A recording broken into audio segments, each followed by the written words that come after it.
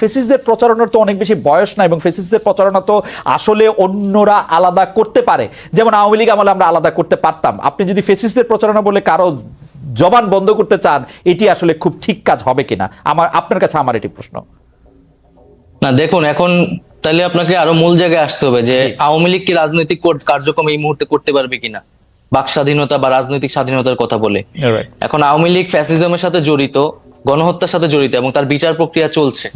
তো ফ্যাসিজমের সাথে যেহেতু তারা জড়িত এবং বিচার প্রক্রিয়া চলছে, এই মুহূর্তে আমরা বলেছি যে তার রাজনীতি করার সুযোগ নেই।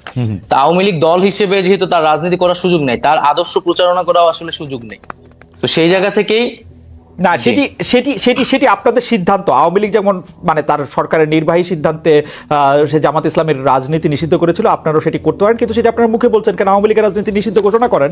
এটা আপনার মুখের কথা, তো এটি একটি কেমন কেমন মনে হয় যে এটি মানে একটা প্রত্যেকটা জিনিসের একটা ইয়া আছে না, আপনি তো নিষিদ্ধ করতেই পারেন ইচ্ছা করলে। সেটি কি আপনি ট্রাই করেছেন বা করছেন আপনারা? যে আপনি বলছেন যে আওয়ামী লীগ রাজনীতি করতে পারবে না, কিন্তু সেটি আপনারা রাষ্ট্রীয়ভাবে সিদ্ধান্ত নেন, সরকারিভাবে সিদ্ধান্ত নেন যে আওয়ামী লীগ রাজনীতি করতে পারবে না। Wasn't it better? মানে না, আমরা তো সেটি সরকারের জায়গা থেকে এককভাবে সিদ্ধান্ত নিতে চাই না। আমরা কথাটি বলছি, আমরা এখন যে কোনো সিদ্ধান্ত বা এই ধরনের জাতীয় সিদ্ধান্তের ক্ষেত্রে রাজনৈতিক ঐক্যমতকে সবচেয়ে গুরুত্ব দিচ্ছি।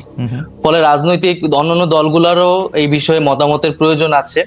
তো সার্বিকভাবে আমরা রাজনৈতিক ঐক্যমত হলে এই বিষয়ে সিদ্ধান্ত নিতে পারি, কিন্তু একটা বিচার প্রক্রিয়া অবশ্যই চলছে, এবং এই বিচার প্রক্রিয়ার মধ্যেই আসলে এই বিষয়ে একটা সিদ্ধান্ত হবে, এবং আমরা রাজনৈতিকভাবে একটা ঐক্যমতে পৌঁছাতে পারবো আশা করি। কিন্তু আপনারা সরকারিভাবে কোনো সিদ্ধান্ত নিতে বা রাষ্ট্রীয় মানে আপনারা যারা উপদেষ্টা পরিষদ আছেন তারা সিদ্ধান্ত নিতে চান না, আপনারা একটা ঐক্যমতের ওয়েট করছেন, ব্যাপারটা কিরকম? জি জি, অবশ্যই আমরা ঐক্যমত হয়েছে, এটা আপনারা কি করে বুঝবেন? মানে এনি ভাই যদি বলে আওয়ামী লীগ নিষিদ্ধ করে, তৈরি করে দিবেন? না, আমরা যদি সেই রাজনৈতিক ঐক্যমতে পৌঁছাতে পারি, এখানে বিএনপি রয়েছে, জামাত রয়েছে, নাগরিক সমাজ রয়েছে, মানে আওয়ামী লীগ ছাড়া বাকি সবাই যারা রয়েছে, আওয়ামী লীগ ছাড়া বাকি যারা। জি জি, অবশ্যই। আচ্ছা, ঠিক।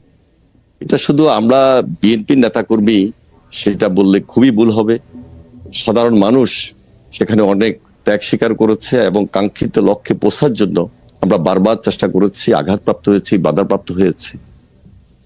সর্বশেষ আপনারাই লক্ষ্য করেছেন যে ছাত্র জনতার আন্দোলন কিভাবে একটা কাঙ্ক্ষিত লক্ষ্যে পৌঁছে, এবং সেখানে এই কাঙ্ক্ষিত লক্ষ্যে পৌঁছার ক্ষেত্রে সেখানে এই দেশে তরুণ সমাজ, ছাত্র সমাজের ভূমিকা খুব উল্লেখযোগ্য ছিল। আমরা সেখানে সমর্থন দিয়েছি, এবং একটা পর্যায়ে আমরা নির্যাতিত হয়েছি, ছাত্ররা নির্যাতিত হয়েছে, ছাত্ররা খুনের শিকার হয়েছে। যারা দেখেন যে হেলিকপ্টারে পর্যন্ত সেখানে ছাত্রদেরকে গুলি করে হত্যা করা হয়েছে, আমরা গ্রেপ্তার হয়েছি ওই পর্যায়ে। এবং গ্রেপ্তারের পরে এটা 1 আগস্ট বলতে পারেন বা 2 আগস্ট শহীদ মিনার থেকে যখন আমাদের এই ছাত্ররা তাদের কোটা বিরোধী আন্দোলনটাকে আরো গতিতে নিয়ে যায়, এটা সাধারণ ছাত্রদের আন্দোলন ছিল, মেধাবী ছাত্রদের কোটা সংস্কারের আন্দোলন ছিল, বৈষম্য বিরোধী ছাত্র আন্দোলন নামে যে প্ল্যাটফর্ম, সেখান থেকে যখন আহ্বান করা হলো শহীদ মিনারে, সকল রাজনৈতিক দলকে তারা যখন আহ্বান করেছে, সকল রাজনৈতিক দল সেখানে সারা দেশে একত্রিত হয়ে এই ফ্যাসিবাদের বিরুদ্ধে লড়াই করেছে, সংগ্রাম করেছে। এনিওয়ে মোটামুটি আমরা যেটি জানতে চাইছিলাম যে অবশ্যই যেটি আসলে উপদেষ্টা ইসলাম যে কথাটি তুললেন, আমরা এই কথার সাথে আসলে সম্পূর্ণভাবে একমত, যেটি আসলে 36 দিনের আন্দোলন না, তার আগেও তারা অনেক কিছু হয়েছে। কিন্তু আপনারা কি মনে করেন না যে আন্দোলনটির আসলে নেতৃত্ব দেওয়া উচিত ছিল প্রধান বিরোধী দল হিসেবে বিএনপির, মানে যদি আমি এটা সরকারপত্র আন্দোলন বলি, সেই আন্দোলনটি আসলে বিএনপি দিতে পারে নাই? এর কিছু এখানে আসলে আমি পক্ষপাতী না। জি জি, আমি কেন পার্ট করব? এখানে ছাত্ররা বলতে আমরা তো একসঙ্গে মিলেই এই ফ্যাসিবাদের বিরুদ্ধে পুরা দেশবাসী একত্রিত হয়েছি। সুতরাং এখানে ছাত্র যে জনতার যে আন্দোলন, সেখানে আমার ভাইয়েরা নেতৃত্ব দিবে, এটাই স্বাভাবিক। যুবকরা, ছাত্ররা নেতৃত্ব দিবে, এটাই তো স্বাভাবিক। আমরা সবসময় দেখেছি যে সেই 90-তে বলেন, তার আগে বলেন, সেই স্বাধীনতার সময় ছাত্ররাই তো অগ্রণী ভূমিকা পালন করেছে। কাঙ্ক্ষিত লক্ষ্যে পৌঁছতে হলে আমাদের টার্গেটটা কি ছিল? দেশকে রক্ষা করা, দেশের জন্য আন্দোলন করা, দেশের জন্য সংগ্রাম করা, ফ্যাসিবাদের বিরুদ্ধে লড়াই করা। এখানে আমি যে খুব ক্রেডিট নিতে হবে, সে ক্রেডিটের জন্য কিন্তু আমরা আন্দোলন করি নাই। আমাদের নেত্রী বেগম খালেদা জিয়া তিনি সবসময় বলেছেন দেশ বাঁচাও, মানুষ বাঁচাও। আমাদের তারেক রহমান সাহেব আমাদের সকলকে একত্রিত করার চেষ্টা করেছেন, সকল রাজনৈতিক দল একটা প্ল্যাটফর্মে এসেছে। এরপরে যখন কোটা বিরোধী এই ছাত্র আন্দোলনের নেতৃত্বে যারা এসেছেন, তখনও তাদের সঙ্গে আমাদের সার্বক্ষণিক যোগাযোগ ছিল এবং আমরা তাদের এই আন্দোলনকে এগিয়ে নিয়ে গিয়ে একটা কাঙ্ক্ষিত লক্ষ্যে পৌঁছার জন্য আমরা চেষ্টা করেছি। ইনশাল্লাহ আমরা কামিয়াব হয়েছি। এখন কি কিন্তু করতে হবে আপনার সেটা কাছে হলো কি মনে হয় না যে দৃঢ়তা ছাত্র জনতার নেতৃত্বে, মানে এই যে যেটাকে একটি লিডারলেস মুভমেন্ট নাহিদ ইসলাম বলছেন, সেই লিডারলেস মুভমেন্টে যেই দৃঢ়তা তারা দেখিয়েছেন, আপনার কাছে মনে হয় না বারবার সেই রকম একটি দৃঢ়তা দেখাতে বিএনপি ব্যর্থ হয়েছে? বিএনপি ব্যর্থ হয়েছে, সেই দৃঢ়তা বিএনপি দেখাতে পারে নাই। That's why we have to suffer for 15 years. না, আমরা দেখুন, এরশাদের বিরুদ্ধে আমরা আন্দোলন করেছি 9 বছরে। জি, তখন তো আমরা বলি নাই যে আমরা সকল রাজনৈতিক দল ব্যর্থ হয়েছি। এখানে শুধু বিএনপির আন্দোলন ছিল না, দেশবাসীর আন্দোলন ছিল। সে আন্দোলনে ব্যর্থ হওয়ার কোনো সুযোগ ছিল না। আন্দোলনে একটা ভাইব্রেশন ছিল এবং এটা একটা স্তর ছিল। এই ভাইব্রেশনে একটা কাঙ্ক্ষিত লক্ষ্যে পৌঁছার জন্য আমরা ছাত্র জনতা যখন ঐক্যবদ্ধ হয়েছি এবং আমরা এই আন্দোলনে যখন ত্যাগ স্বীকার করতে করতে একটা পর্যায়ে এসেছি, ছাত্ররা আমাদের আন্দোলনের গতিবৃদ্ধি করেছে। সুতরাং এখানে পার্ট করার কোনো প্রয়োজন নাই, তাদের সঙ্গে আমাদের কোনো কম্পিটিশন নাই। আমরা কিভাবে দেশটাকে গড়বো সেটাই হলো এখন আসল। আমার মনে হয় যে এটা আপনি একদম খুব চমৎকার ভাবে বলেছেন। জনাব নাহিদ ইসলাম, আপনার কি এই বিষয়ে কোনো কিছু বলার আছে? আপনি যে ছোট করে বলেন, নাহলে আমরা পরের প্রশ্নে যেতাম। না, আমি একটা বিষয় বলবো যে আমাদের বাংলাদেশের ইতিহাসে যে অভ্যুত্থানগুলো আমরা দেখি, সেটি কিন্তু ছাত্ররাই মোটামুটি নেতৃত্ব দিয়েছে বা সফল করতে ভূমিকা রেখেছে।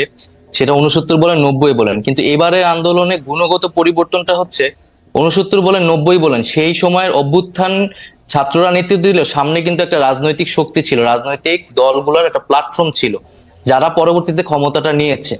সেটা 69-এ আওয়ামী লীগের নেতৃত্বে ছিল, 90-এ বিএনপি আওয়ামী লীগ সহ নেতৃত্বে ছিল। কিন্তু এই আন্দোলনে কিন্তু আসলে এরকম কোনো রাজনৈতিক প্ল্যাটফর্ম বা দল কিন্তু সামনে ছিল না। ফলে 5ই আগস্টের পরে আসলে শেখ হাসিনার পতনের পরে কিন্তু এই দায়িত্বটা আসলে আমাদের উপর এসে পড়েছে, যদি আমরা এটার জন্য আসলে প্রস্তুত ছিলাম না। জনাব ইসলাম, আপনাকে কি একটা কথা বলতে পারি যে একথা ঠিক, আপনার আন্দোলনের শেষ পর্যায়ে বা আন্দোলনের যেখানে নেতৃত্বের মাধ্যমে বা শেষ পর্যায়ে যেখান থেকে আসলে শেখ হাসিনাকে চলে যেতে হয়েছে, পালাতে হয়েছে বা এই সরকারকে ক্ষমতা ত্যাগ করতে হয়েছে, সেখানে আপনাদের ত্যাগটাই সবচেয়ে বড় ছিল, যেটিকে আসলে খুব ভালোভাবে এক বাক্যে বলা যায় যে একটাকে মারি একটাই মরে, আর কেউ নড়ে না সেখান থেকে। সেই জায়গায় আপনারা চলে গিয়েছিলেন। কিন্তু আপনারা কি মনে করেন না যে এই আন্দোলনটা আসলে জুলাই থেকে, জুন থেকে, কোটা থেকে আসলে শুরু হয় নাই? বিএনপির নেতাকর্মীরা বা জামায়াতের নেতাকর্মী বা বিরোধী দলের নেতাকর্মীরা, এমনকি বাম দলের নেতাকর্মীরা এই 15 বছর ধরে লাগাতার সংগ্রামের মধ্যে, আমি জানি না এনিবার বিরুদ্ধে কয়টি মামলা আছে, আমার কাছে মনে হয় সম্মিলিত মামলা, অবশ্যই সেই ত্যাগটার কথা কি আপনারা আসলে স্বীকার করছেন? এখন তো মনে হচ্ছে যে মানে ব্যাপারটা হলো যে আমাদের এই পুরো আন্দোলন সংগ্রাম শুধু জুলাই মাস থেকেই শুরু হয়েছে, এরকম মনে হচ্ছে। ডক্টর ইউনূস বলছেন ছাত্ররা আমাকে ক্ষমতায় বসিয়েছেন, ওরা যেটা বলবে সেটাই বলবে হবে। এটা কি আপনারা আসলে ব্যাপারটা কিভাবে দেখেন নাহিদ? না, অবশ্যই। এটা তো বিগত 16 বছর, আমরা আরো বলি 111 থেকে যেই আমাদের বিরাজনীতিকরণ শুরু হয়েছে, সেই সময় থেকে কিন্তু আমাদের এই রাজনৈতিক সংগ্রামটা এবং আমাদের বিরোধী দলীয় নেতাকর্মীরা যেই আত্মত্যাগ করেছে, নির্যাতিত হয়েছে এবং নির্যাতিত হওয়ার পরেও তারা বারবার মাঠে নেমেছে। তারা নামার কারণে কিন্তু একটা রাজনৈতিক পরিবেশ আমরা পেয়েছি, কথা বলার মিনিমাম পরিবেশ কিন্তু আমরা পেয়েছি, যে জায়গায় আমরা নেমে কথা বলতে পেরেছি। এবং এই অভ্যুত্থানেও আমরা সকল রাজনৈতিক দলের সেই ভূমিকাকে স্বীকার করি এবং তারা ভ্যানগার্ডের মতো ছিল, গুলির সামনে ছিল। এবং ব্যক্তিগতভাবে বললেও কিন্তু ছাত্রদল বলেন বা শিবির বলেন বা বামপন্থী সংগঠন, প্রত্যেকেই আমাদেরকে নানাভাবে সহযোগিতা করেছে। ব্যক্তিগতভাবে আমাদের জীবন রক্ষার্থেও তারা অনেক ভূমিকা পালন করেছে। ওকে, আমার মনে হয় যে জনাব নাহিদ ইসলাম এটা খুব পরিষ্কার করে বলেন। নাহিদ ইসলামের কাছে প্রশ্নে যাওয়ার আগে আমি একটু এনিবার কাছে যেতে চাই। নাহিদ ইসলাম, আপনাকে আমি প্রশ্নটি করে রাখি। না, ঠিক আছে, আসছি আমি প্রশ্নে। এনি ভাই, আমরা কিন্তু সবাই যখন এই সরকার চলে গেল, তখন ছাত্র জনতার আন্দোলনের ফলে এই সরকার পাওয়ার পরে আমরা কিন্তু একটা জরুরি প্রয়োজন বোধ করেছিলাম যে আমরা একই ধরনের সরকার, যে সরকারকে কেউ ফেসিস্ট বলছেন, যে সরকারকে কেউ নিপীড়ক বলছেন, সেরকম আরেকটা সরকার চাই না। সেই ইঙ্গিতটা কিন্তু আপনাদের উপরও ছিল। কিন্তু যে আমাদের যে ভয় ছিল, এনি ভাই আপনার কাছে কি মনে হয় না সে ভয়টা খুব অমূলক ছিল না? আমি দুই একটা উদাহরণ দিই। এই আন্দোলনের আপনাদের সহচর সাবেক ডাকসু ভিপি বা ডাকসু ভিপি নূর থেকে শুরু করে সরকার থেকেও কেউ কেউ কিন্তু আপনাদেরকে উদ্দেশ্য করে বলেছেন চাঁদাবাজি, সিন্ডিকেট ইত্যাদিতে আওয়ামী লীগের জায়গাগুলি বিএনপিও তার অঙ্গ সংগঠনে কেউ কেউ দখলদারিত্ব কায়েম করেছে, নিজেরা মারামারিতেও জড়িয়ে পড়ছে। এ নিয়ে আপনাদের শীর্ষ নেতারাও হুঁশিয়ারি দিচ্ছেন, বহিষ্কার করেছেন, কমিটি স্থগিত করছেন, তবু থামছে না কেন? আমরা কি এইটা ধারণা করতে পারি যে এখন যদি বিএনপি জনগণের ম্যান্ডেট নিয়ে ক্ষমতা আসে তাহলে একই ধরনের কাজ আবার করতে থাকবে, যেটি বিগত সরকারের সময় আমরা এটি দেখেছি? দেখুন, আমরা খুব পরিষ্কারভাবে আমাদের কথাগুলো জাতির সামনে আমরা তুলে ধরেছিলাম। আমরা 7 তারিখে আমরা একটা সভা করেছি, সমাবেশ করেছি। সেই সমাবেশে আমাদের ভারপ্রাপ্ত চেয়ারম্যান খুব স্পষ্ট ভাবে কিছু বক্তব্য তুলে ধরেছেন জাতির সামনে।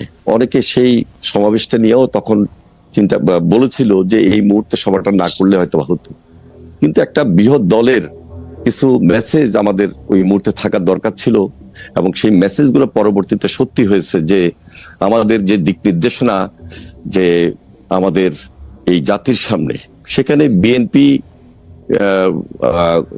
কিছু মেসেজ সরাসরি থ্রো করেছে এবং আমাদের চেয়ারপারসন দেশনেত্রী বেগম খালেদা জিয়া তিনিও পরামর্শ দিয়েছেন। দেখুন, 15 বছর প্লাস পরবর্তীতে এই যে ছাত্র জনতার আন্দোলনে যে ফ্যাসিবাদ পালিয়ে গেল এবং দেশে একটা স্বাভাবিক রাজনীতি আসার মতো সুযোগ তৈরি হলো, যদি 5 তারিখ 6 তারিখ এই দেশে বা 7 তারিখ এই দেশে যদি আরো বেশি হয়তোবা মারা যেত তাহলে অবিশ্বাস্য কিছু ছিল না, কিন্তু তা হয় নাই। শক্ত হাতে আমরা সেটা মূল্যায়ন করেছি, শক্ত হাতে আমরা সেটা ফেস করেছি।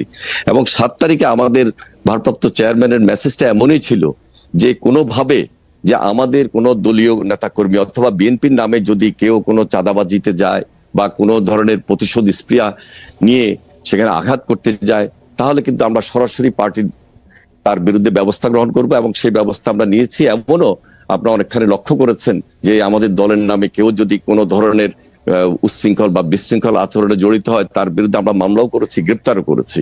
এখন সেই পর্যায়টি হয়তোবা অনেক কমে গেছে এবং নাই। আমাদের দলের নাম অনেকে ব্যবহার করার চেষ্টা করেছে। আমরা খুব শক্ত হাতে আমাদের দলের পক্ষ থেকে কিছু সিদ্ধান্ত নিয়েছি, সেই সিদ্ধান্ত অনুযায়ী আমরা আমাদের কর্মকাণ্ডকে অব্যাহত রেখেছি। আর আপনি যেটা বলছেন যে দেখেন, গত 15 বছরে 1.5 লক্ষ মামলা, 60 লক্ষ সাধারণ নেতা কর্মীদের বিরুদ্ধে, এবং আমার বিরুদ্ধে অনেক মামলা ছিল আমাদের। সবই ঠিক আছে, সবই ঠিক আছে, কিন্তু কেউ কেউ মাঠের কেউ কেউ বলছেন আপনারা যেহেতু নির্যাতিত হয়েছেন, আপনারা যেহেতু আর্থিক ক্ষতির সম্মুখীন হয়েছেন, আপনারা গেলে সেটি পুষিয়ে নিতে চাইবেন, ব্যাপারটা ঠিক কিনা? না, আমি বলি, আমরা বলেছি বারবার যে আইনকে আমরা নিজের হাতে তুলে নেব না, এবং আমরা আমাদের নেতা কর্মীদেরকে বলেন আর আমাদের অনেক সমর্থকদেরকে বলেন, আমরা সব জায়গায় একটা মেসেজ দিয়েছি। যেহেতু আমাদের একটা বড় রাজনৈতিক দল, গণমানুষের দল, আমাদের নাম ভাঙিয়ে অনেকে অনেক কিছু অপকর্ম করার সুযোগ দিচ্ছিল। আমরা প্রতিশোধ কোনোভাবেই আইনের বাইরে নেওয়ার চেষ্টা করব না। যেহেতু এই সরকার রাষ্ট্রীয় ক্ষমতায় বর্তমানে অন্তর্বর্তীকালীন সরকার রয়েছেন, এই যে অ্যাডভাইজার নাইক সাহেবরা রয়েছেন, তাদের প্রতি আমাদের উদাত্ত আহ্বান ছিল যে এই যে বাস, ট্রাক টার্মিনাল, তারপরে আপনি বলেন সিএনজি স্টেশন, আপনি যদি বলেন বালুমহল, আপনি যদি বলেন টেম্পো স্টেশন, এই ধরনের অনেক জায়গায় চাঁদা এই দেশে কালেকশন বিভিন্নভাবে হয়ে আসছে অতীতে। সুতরাং এগুলা কিন্তু একটা গভর্নমেন্টের দায়িত্ব। কোনোভাবে একটা দল পরিবর্তন হলো, একটা সরকার চলে গেল, সেটা আবার আমাদের কেউ সেখানে দখলে যাবে না, সেটার কোনো সুযোগ নেই। আমরা সেখানে হস্তক্ষেপ করেছি, এবং গভর্নমেন্টের দায়িত্ব হলো সেখানে আগের অর্ডার গুলোকে ক্যান্সেল করবে এবং নতুন করে সেটা সরকার আওতাদের নিয়ে আসবে, যেন আমাদের দলের কেউ নাম ভাঙিয়ে সেখানে ইনক্লুড না হতে পারে, সেখানে ঢুকতে না পারে। সেই ব্যাপারে আমরা খুব সতর্ক ছিলাম। আপনাকে ধন্যবাদ, এখনো সতর্ক। আপনাকে অনেক ধন্যবাদ। আমি শিওর যে জনাব নাহিদ ইসলাম এই ব্যাপারটি মাথায় রাখবেন। তিনি তার যেহেতু সরকারে আছেন, ক্যাবিনেটে আছেন, তারা নিশ্চয়ই ব্যাপারটি নিয়ে আলোচনা করবেন এবং এই ব্যাপারে তারা সিদ্ধান্ত দেবেন। আমি জনাব নাহিদ ইসলামের কাছে জানতে চাইবো যে মাননীয় প্রধান উপদেষ্টা, এবং আপনাকে নিয়ে কটূক্তির অভিযোগে চট্টগ্রামে একটি নালিশি মামলা হয়েছে। আওয়ামী রেজিমের সময় এইসব মামলাকারীরা নানাভাবে পুরস্কৃত হতেন, রাষ্ট্রীয় সুযোগ সুবিধা পেতেন। আপনাদের পক্ষ নিয়ে যিনি মামলা করছেন তিনিও কি পুরস্কার পাবেন কটূক্তির অভিযোগে যিনি মামলা করেছেন? না, কখনোই না। আর এখানে একটা যেটা হয়েছে যে ধর্মীয় অবমাননার বিষয়টি এটার সাথে যুক্ত ছিল, এবং সাথে প্রধান উপদেষ্টা আমার নামেও যুক্ত করা হয়েছে, এবং যিনি করেছেন মামলা তাকে তো আমি চিনিও না, এবং আমি আইন উপদেষ্টা যিনি তার সাথে যোগাযোগ করেছি যাতে এই মামলাটি বিষয়ে ব্যবস্থা নেওয়া হয়, এবং এই মামলায় যাতে গ্রেফতার না করা হয়, একটা এই মামলাটি এবং সাইবার সিকিউরিটি অ্যাক্ট নিয়ে আমরা নিজেরাই এর বিরুদ্ধে বলছি যে আমরা এই আইনটি সংশোধন করব। তো সেক্ষেত্রে পুরস্কৃত করা তো দূরের কথা, আমরা এই ধরনের মামলাকে তো আসলে বিরোধিতা করি। যারা এটি তুলনা করছে তারা হয়তো আমি জানি না কি জন্য তুলনা করছে। জি, এখানে আমি একটা প্রশ্ন রেখেছি এবং আমি এখনো এই প্রশ্নটা রাখছি যে গণমাধ্যমের স্বাধীনতায় আমরা বিশ্বাস করি, কিন্তু গণমাধ্যমকে ব্যবহার করে যদি ফ্যাসিজমের পক্ষে কথা বলা হয়, গণহত্যার পক্ষে বৈধতা দেওয়া হয়, তাহলে সেটি কি গণমাধ্যমের স্বাধীনতা হিসেবে বিবেচিত হবে কিনা?